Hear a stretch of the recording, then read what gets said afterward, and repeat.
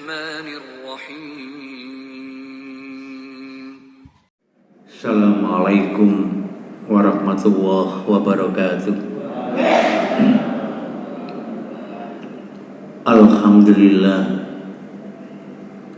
Alhamdulillahilladzi ala ni'amihi dhahirati wa batinati qadi'an wal hadithan wa ala bi ni'matil iman wal islam. Asyhadu an la ilaha illallah wa asyhadu anna Muhammadan abduhu wa rasul la nabiyya ba'da. Fa inna asdaqal hadis kitabullah wa khairu hadi Muhammad sallallahu alaihi wasallam wa syarrul umur muhdatsatuha wa kullu muhdatsatin bid'ah wa kullu bid'atin dhalalah wa kullu dhalalatin finnar.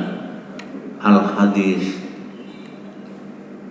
Hadirin Bapak Ibu jamaah salat subuh Masjid Al-Badar ingkang kawula hormati, juga takmir Masjid Al-Badar, alhamdulillah yang selalu tekun, selalu istiqomah ing dalam mengawal masjid ini. Mudah-mudahan Allah Subhanahu wa taala memberikan ganjaran yang setimpal, dan nanti harapan kita semuanya, kita yang hadir pada hari ini benar-benar termasuk hamba-hamba yang husnul khotimah. Amin amin ya rabbal alamin. Bapak Ibu yang dimuliakan oleh Allah, Imam Syafi'i salah satu imam yang benar-benar tegas, benar-benar sikok dalam bahasa fikihnya. 90% umat Islam Indonesia niku manut aliran Imam Syafi'i. Kenapa? Karena anak dari Sunan Ampel niku adalah murid langsung dari Imam Syafi'i. Karena karena Sunan Ampel sendiri tokoh atau pemimpin para sunan, jadi segala ajaran Imam Syafi'i itu menyebar di Indonesia. Jadi kita kenal 90% orang Islam Indonesia itu pengikut Imam Syafi'i. Meskipun pada prakteknya ajaran-ajaran Imam Syafi'i itu tidak 100% difahami oleh orang-orang Indonesia. Nah, para hadirin, salah satu dokumen ajaran Imam Syafi'i itu terangkum dalam salah satu kitab bendel yang para ulama menyebut buku putih Imam Syafi'i.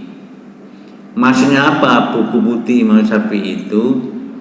Yakni tulisan-tulisan atau gampangannya makalah-makalah, fatwa-fatwa Imam Syafi'i yang tidak tertulis dalam buku resminya, maka dibendel oleh para ulama, maka disebut buku putih Imam Syafi'i. Nah, para hadirin, dalam salah satu buku putihnya Imam Syafi'i itu ada tulisan yang sangat bagus untuk kita sebagai orang tua di dalam mendidik anak. Ada tulisan yang dituliskan marhalatut tarbiyatu aulad fil Islam. Wenten tulisan iku sing judule marhalah niku tahapan-tahapan tarbiyatul aulad di dalam mendidik anak. Sebenarnya materi ini sudah kita janjikan pertemuan yang lalu karena tidak tuntas dengan materi yang lain, maka insya Allah pada pagi hari ini kita tuntaskan. Nah, tahapan-tahapan mendidik anak itu apa saja menurut Imam Syafi'i? Digolongkan beberapa hal. Yang pertama, ketika bayi itu umur 0 sampai 1 tahun, dalam artian masa pembuahan, masih berbentuk janin di dalam rahim, itu Imam Syafi'i mengatakan itu masa-masa mendoakan. Jadi ketika hubungan suami istri dengan niatan ingin mempunyai anak, itu tahapan 0 sampai 1 tahun janin, Imam Syafi'i mengatakan masa berdoa. Ibu dan bapaknya banyak-banyak berdoa. Kita sering mendengar beberapa kisah atau cerita, ada anak yang baru umur 4 tahun sudah hafal Al-Quran, termasuk Imam Syafi'i. Imam Syafi'i ini tenggane kandungan selama 2 tahun, Pak. Umumnya tiang ngandut niku kan 10 bulan nggak sampai 1 tahun melahirkan. Tapi Imam Syafi'i ini 2 tahun dalam kandungan. Nah, ketika kandungan Imam Syafi'i ini, kedua orang tuanya sering membaca Al-Quran, sering berdoa, sehingga Imam Syafi'i begitu lahir sampai umur 4 tahun sudah hafal Al-Quran. Itu semua karena doa orang tua. Mboten enten hubungane kali tiang niku nyidam, nggak ada. Enten tiang nyidam, rujak, ora keturutan anak beler, ini ku mboten. Ono nyidam adzan, saking senenge adzan, saking wenake adzane sampai ditiru tukang adzan kita itu, karena dulu nyidam bapaknya itu senengane adzan. Nyidam itu tidak ada di dalam Islam. Nah, apa Pak yang menjadikan anak itu ikut janin orang tuanya? Yaitu karena ucapan dan doa orang tua. Orang tuanya sering ngomel, sering bicara kotor, insya Allah akan menurun kepada anaknya. Kalau orang tuanya sering baca Al-Quran, sering istighfar, insya Allah anaknya akan menurun menjadi orang-orang yang cinta kepada Al-Quran. Jadi ketika umur 0 pembuatan sampai lahir umur 1 tahun, diharapkan orang tua itu sering-sering berdoa, membaca Al-Quran, sering-sering. Sebabnya napa? Mboten wonten Islam itu hubungannya dengan nyidam. Mulai nyidame anak iku aneh-aneh. Ana sing senengane odol ngenten. Ibu-ibu senengane menghirup apa Pak? Nah, odol niku itu naluri. Bisa lumayan nyidam ngoten. Ana bayi iku senengan nyidam dodol omah. Iku bayi nggaplek iku. Begitu lahir wong tuane ora ndek omah, oleh kos. Lah itu nyidam kok nyidam dodol omah. Ada model ngono. Jadi nomor 1 Bapak Ibu tahapan mendidik anak ketika ibu itu mengandung, banyak-banyaklah berdoa. Makanya ketika hubungan suami istri itu usahakan berdoa dulu. Wong tuane Imam Syafi'i itu mau bikin anak, mau kumpul sama suami istri, niku doanya 1000 kali. Mulane dadi anak sing pinter. Beda dengan kula panjenengan. Maring udhek lula munggah. Mulane dadi anak sing kemproh kabeh ya. Beda. Nomor kali menurut Imam Syafi'i umur 1 tahun sampai 10 tahun 1 sampai 10 tahun Pak, itu adalah mendidik. Jadi anak itu dididik. Mendidik apa? Mendoktrin. Umur setahun sampai 10 tahun Bu, jenenge anak itu harus dididik. Nabi sampai mengatakan, jikalau ada anak umur 7 tahun gak gelem sholat, boleh dipukul. Yadrib ilaika, pukul anak itu. Sampai sekarang masih beda pendapat. Apakah dipukul fisik, apakah dipukul ucapan, apakah dipukul moral, masih berselisih pendapat. Sing penting kata Imam Syafi'i, umur bayi 1 sampai 10 tahun itu benar-benar dididik, didoktrin. Harus didoktrin. Di sekolahno agama sing tepat, yang banyak agamanya. Kalau bisa umur 1 sampai 10 tahun. Jangan terlena sekolah-sekolahan yang mewah, sekolah-sekolahan yang bonafit, sekolah-sekolahan yang maju, tapi tidak ada agamanya. Karena apa? Umur 1 sampai umur 10 tahun itu masa-masa doktrin pada anak. Akan menancap Pak, dalam pikiran anak itu. Betul.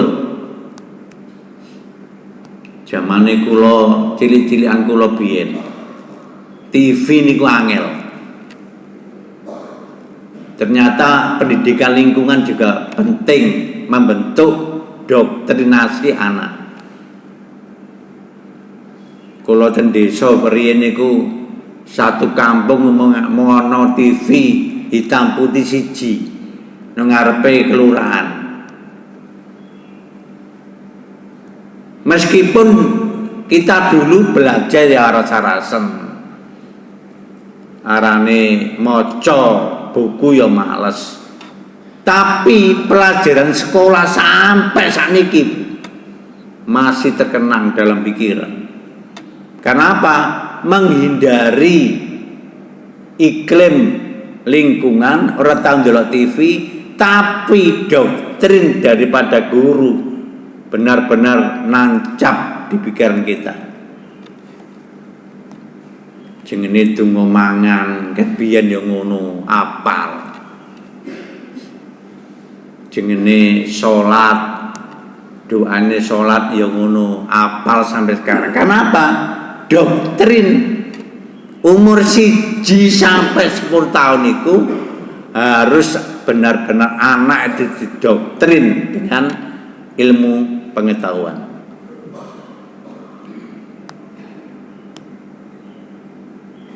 Itu tahapan yang kedua. Jadi Imam Syafi'i itu benar-benar telaten di dalam menyebarkan pendidikan luar biasa.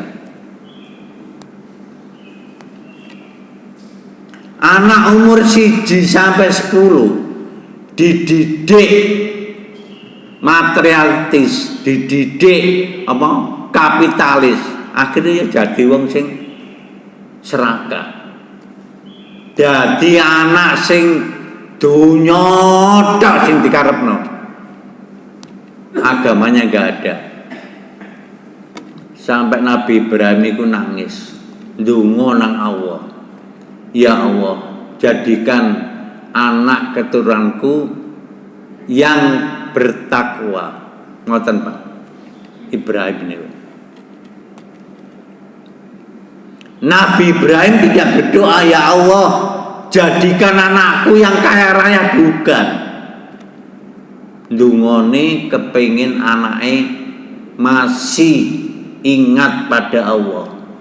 Jauhkan kesyirikan. Umur 1 sampai 10 tahun kita didik, Bu, jangan sampai anak cucu kita itu mengenal kesyirikan. Ini bahaya. Buktinya apa? Terbukti pada kita generasi keberapa ini yang masih percaya dengan barang aneh-aneh. Percaya saulan kas, ulan selo, gawani macam-macam. Itu kan apa? Doktrin ketika umur setahun itu, Pak. Kita mewarisi cucu, anak dengan warisan seperti itu. Nanti anak kita pasti percaya dengan itu. Masyarakat Jombang, Kertosono sampai Trawulan, Masya Allah, masih kental percaya dengan apa? Percaya dengan Nogodino, percaya dengan keris, percaya dengan keraton-keraton Majapahit, sampai diriwangi gak karu-karuan melekan ngene-ngene. Karena apa, Pak? Karena doktrin nenek moyang. Coba kita praktekkan kepada anak kita. Misalnya, nak, kamu jangan makan makanan orang meninggal. Itu syirik, nak. Kalau jenengan nanamkan dengan tulus, ikhlas, Bu, saya yakin sampai anak itu dewasa tidak akan mengenal makanan itu. Oh, jari ini mama dulu itu haram.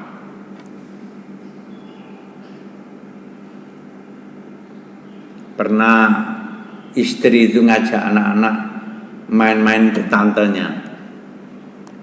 Di tantenya itu dikasih makan berkate mati, enak-enak, macam-macam. Tapi dilarang sama istri.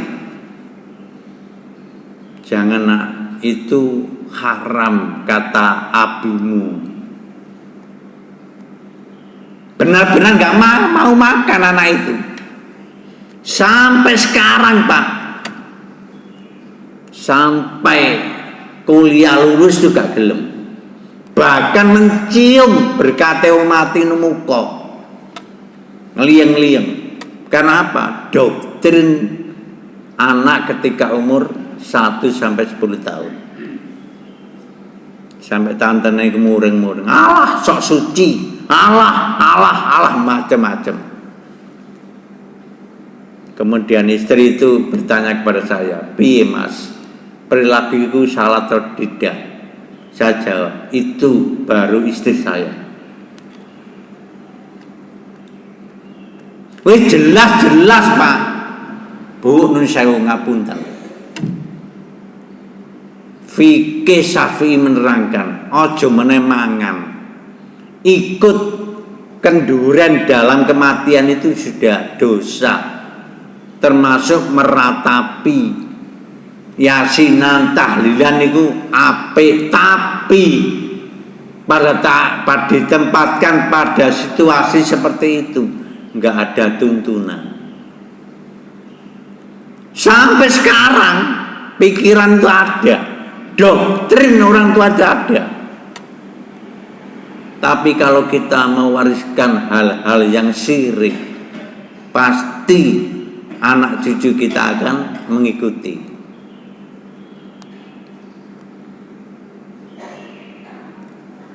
Arba'atun hurum, 4 bulan yang diharamkan, termasuk Dzulqa'dah, Dzulhijjah, apalagi Mbak, Rejab dan Muharram. Itu 4 bulan dalam Al-Quran yang dikatakan bulan haram.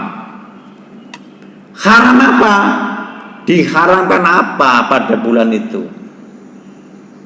Itu enggak dikaji, enggak diberikan kepada anak-anak.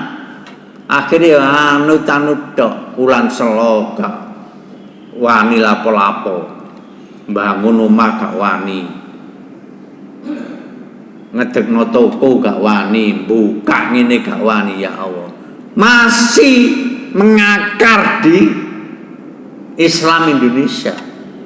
Padahal Imam Syafi'i jelas mengatakan diharamkan apa sesuai Al-Quran. Di 4 bulan itu diharamkan berbuat syirik, malah disunahkan untuk menjalankan syariat Islam. Lu diwale karo penduduk Indonesia, gak wani selamatan, tapi dianjurkan untuk beramal. Mantu kabeh sunah Nabi. Pada bulan Syawal justru bulan selalu justru ada sunnah di situ. Tapi Indonesia diwale Bu, gak wani nikahan, gak wani ngedekno usaha. Akhirnya mengakar dalam otak anak ini. Kalau sudah mengakar, warisane wong tua, anak ya dosa, wong tuane ya melok dosa. Kok menengah Ibu sampean? Ngeringekno to, Bu?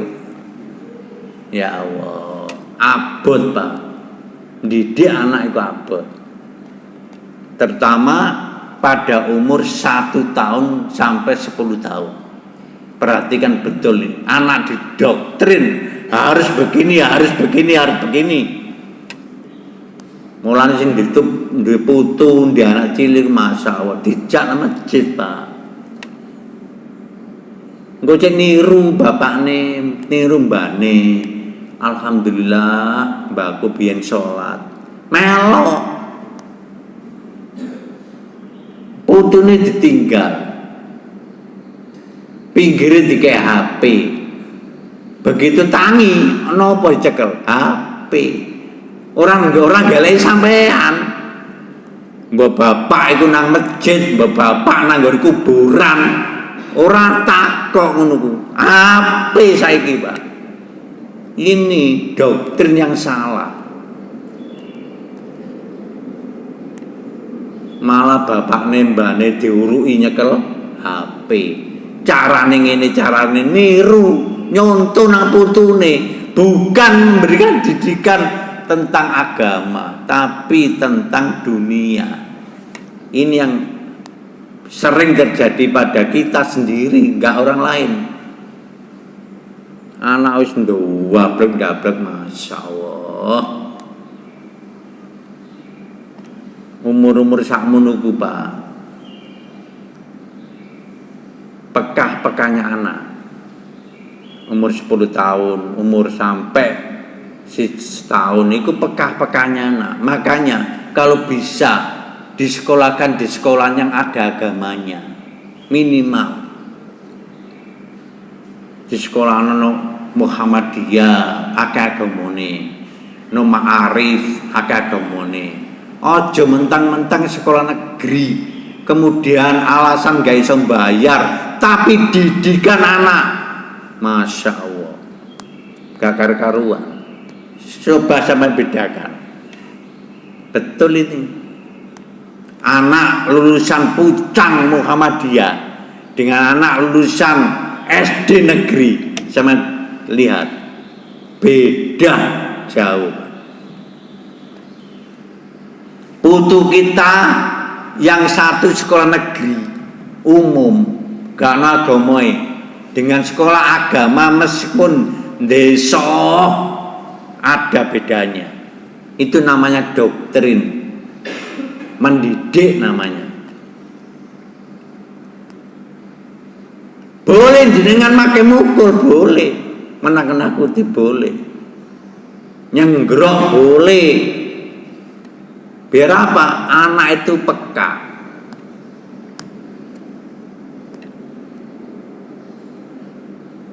Nah, iki ulang ini, gak oleh ini. Akhirnya nurun temurun sampai generasi ke generasi. Sopo sing dosa? Ya sampean. Makanya jangan mendidik dengan kesirikan. Semua bulan baik, rano bulan sing elek gak ono. Itu yang ditanamkan. Mas, saya kawin bulan ini, ojo nak, ulan iku ono ngeblake mbahmu. Ulan iki Bu, ojo nak, iku ngeblake budemu. Saumah ngeblak kabeh. Didikan semacam ini, Pak, yang menjadikan anak nanti itu serba ketakutan. Ya saya rasakan sendiri. Saya bukan orang lain. Bapak kula niki mboten iso ceramah, ibu kula mboten kiai bunyai, tapi memberikan contoh. Tak titeni, Pak. Oh, bapakku biyen ku ngene. Oh, bapakku biyen ngene. Betul. Cuma satu yang tidak saya warisi, saya takut, Pak. Bapak kula niki terkenal dukun dongdeng no Lamongan, terwarisi kepada ponakannya sekarang menjadi dukun terkenal. Kepengin sugih dodolan apa sampean? Soto, Mbah. Iki tukun 75 juta entong tok, Bu. Entong 75 juta. Dodolan soto, Masya Allah, rawamin di Surabaya. Ati soto ini terkenal, Pak Sadi. Soto Sadi tahu, Pak? Iku dukune Lamongan, Pak. Masya Allah. Kulo ningali tenggene ruang tamu niku wonten tempelan foto-foto. Soto Sadi. Terus apa? Bebek napa, Pak? Madura nih, asin jahe. Ada tulisannya situ. Mbah, iki kan apa? Iki sing jalan-jaluk rene le. Lah kok ditempelno? Ya harus begitu caranya. Niki kok ana gambare entong, Mbak. Lha tukune entong iku. Piro, Mbak? 150 juta. Masya Allah. Setahun pisan ditambahi duit iku, Pak. Nguruni. Sing kepengen lebih rame ya nguruni. Nambahi. Lho kok terbukti Pak, setan itu senengane gunggung. Digunggung Bu. Kata bahasa fikihnya istidrot, digunggung. Dikai ngene tambah ngene, dikai ngene tambah ngene, dikai orang ngerti akhir kehidupan nanti. Mulane suge Pak, ya usaha-usaha dengan menggunakan magic seperti itu. Ono dodol polosan ya Allah sepi. Akhirnya terpengaruh, sampean kesepi dodolamu. Dapak wis mel aku wae tak jana lamungan. Sak kampung karo Ustaz Haris lunggone. Mosok bodal rono Pak. Dodolan es, dodolan sari delik lho Pak. Sak mentolo nang dukun. Kenapa? Didikan orang tua. Dodolamu sepi ngono nduk ya jaluk-jaluk nang wong tuwa. Omongane wong tuwa, Pak. Masya Allah. Akhirnya apa? Katut. Jadi doktrin kepada otak Pak. Dituturi, Mbak, sampean kok aneh-aneh. Lapanane wong bapakku biyen ngene kok. Mbahku biyen ngene. Itu akhirnya. Itu ketika umur 1 sampai 10 tahun. Kemudian ketiga, Imam Syafi'i anak ketika umur 10 sampai 17 tahun itu bukan apa? Bukan mendidik tapi mengarahkan. Diarahkan, Pak. Anak sampean umur 17 tahun, ojo dituturi, malah pinter anak sampean. Nak, pakaianmu nak, ojo ngono nak. Iki kalangan muslim, pakaianmu sing apik. Allah, ibu gak main. Zaman apa saiki? Ngono anak iku dituturi, gak perlu Bu. Anake bapane malah nuturi misan, ojo nak, iku ora pantes munggo Islam. Malah bapak karo ibu padha ae gak main. Sampai bapane lenger-lenger. Lah yo nak. Bapak karo ibu gak main yo gak ana awakmu nak. Anake lenger-lenger. Apa? Gak ana awakmu, bapak ibu gak main. Akhirnya bingung Pak. Jangan dituturi anak ketika umur 17 tahun. Ojo dituturi, arahkan. Misalnya anak ngelakon ngene salah, nak ojo ngono, ngene lho nak sebener. Diarahkan. Kerja ngene diskotik misalnya, nak iku gak apik. Sing apik ngene lho nak. Begitu, ojo dituturi. Kenapa? Anak usia 17 ke atas itu masa transisi Pak. Pikirannya maju, kepengen ini ya Allah. Sampai umur 20 tahun itu dinamakan masa remaja. 1000 angan-angan, 1.000.000 khayalan pada umur itu. Kita pikirkan eling-eling masa remaja dewek kabeh. Masya Allah gak karuan. Jenenge dandan ibu-ibu masa remaja wah wolak-walik di kocoi dandan gak karuan elek didik ra gelem Pak. Itu masa remaja. Masa remaja kita dulu Masya Allah. Mangan nih garong piring ya ora enak. Mangan bengkowang lho Pak, dipangan sakurit-kurite. Ketika remaja itu. 1.000.000 angan-angan. Imam Syafi'i mengatakan idza marhalatis salasa wa huwa tarbiyatul aulad. Ketika anak umur 10 tahun sampai dewasa 17 tahun itu masa-masa pengarahan diarano. Gak usah domeng Bu, diarano tok. Nurut ya karepmu, gak nurut ya karepmu. Jangan disangkal. Pinter anak sampean timbang sampean.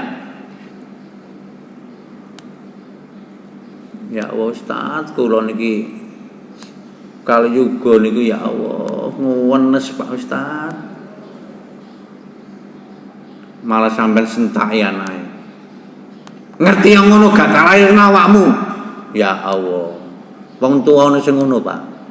Ngerti yang ngono gak tak lahirno awakmu. Anak nyaut, aku dhewe gak gelem ditokno. Mun delok jalane medeni. Wah, padha. Jangan dituturi. Jangan dinasihati. Kayak contoh sing apik. Dikongkon gak gelem ya budal dhewe ngono mawon. Wong mahasiswa niku gaya-gaya. Dikongkon tuku LPG wis gengsi. Budal dhewe Bu ngono. Dikongkon ngeterno pisang goreng nang tangga gengsi. Arek saiki saya sering pasti Bu ngajar niku pelajaran tak anggap nomor 2 materi itu. Yang penting saya doktrin kepada anak-anak agar tetap cinta kepada orang tua. Pasti itu. Jadi ini anak-anak itu mesti ngerasani kulo. Alah, Pak Haris ku ceramah. Orang tahu tulang materi, mesti. Tapi itu buat sengaja. Karena apa? Usia-usia anak seperti itu perlu diarahkan.